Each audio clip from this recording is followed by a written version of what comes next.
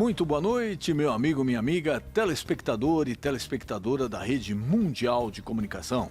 Esse é o nosso boletim semanal, direto aqui dos Estados Unidos. Aquilo que foi destaque na mídia norte-americana. Bom, vamos começar com uma declaração, no mínimo aí, polêmica do presidente Joe Biden. Como é ano eleitoral, novembro a gente tem eleição, está acontecendo muita coisa aqui, tanto de um lado quanto do outro. Mas o presidente Joe Biden declarou que vai reclassificar, através de uma medida federal, a maconha. Essa reclassificação, ela sairia da categoria 1 e iria para a categoria 3. O que isso representa? Ela seria uma droga equivalente ao Tylenol.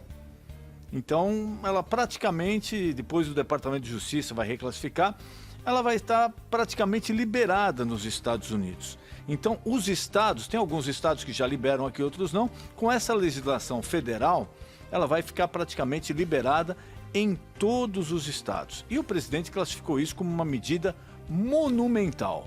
Pegou muito mal entre os eleitores conservadores, mas ele agradou uma boa parte dos eleitores liberais, mais de esquerda, que já queriam que isso acontecesse. Mas foi uma medida que pegou muitos aqui de surpresa. Vamos falar um pouquinho sobre impostos também. Outra medida forte do presidente Joe Biden. Ele aumentou os impostos sobre os carros elétricos chineses para 100%. E não só isso, aumentou o imposto do aço da China também, de painéis elétricos, etc. Praticamente triplicou o valor dos impostos. Isso é muito delicado porque a inflação dos Estados Unidos tem aumentado. Isso é um fator que alimenta mais a inflação.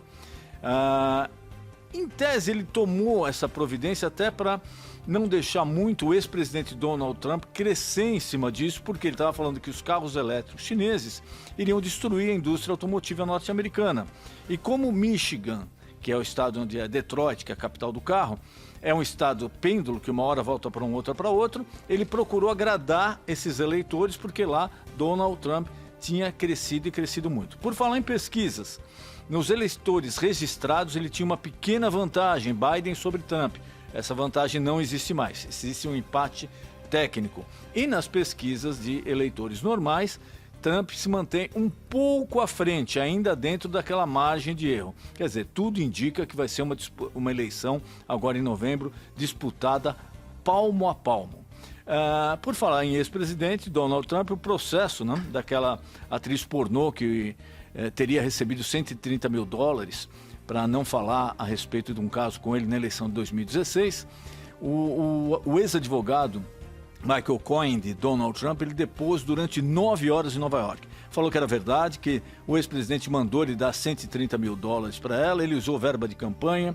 A defesa do ex-presidente fala que não, que é uma vingança desse ex-advogado de Donald Trump, que ele está magoado, que ele está procurando prejudicar agora a eleição do ex-presidente, e o processo continua e deve continuar por um bom tempo. Um enorme desgaste a Donald Trump. Lembrando, aqui não tem lei de ficha limpa. Esse processo não o impede, mesmo que ele seja condenado, de tomar posse caso ganhe as eleições. Inflação, ela se mantém alta nos Estados Unidos. Teve uma pequena queda de 3,5% em março para 3,4% em abril, no acumulado de 12 meses, mas ela se mantém ainda muito alta para os padrões norte-americanos.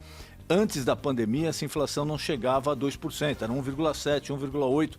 Ou seja, ela mesmo tendo caído nos últimos meses, ela ainda é o dobro do índice que havia antes do processo aqui da pandemia do Covid-19. Razão pela qual, muito provavelmente, a taxa de juros na próxima reunião do Fed será mantida aqui nos Estados Unidos.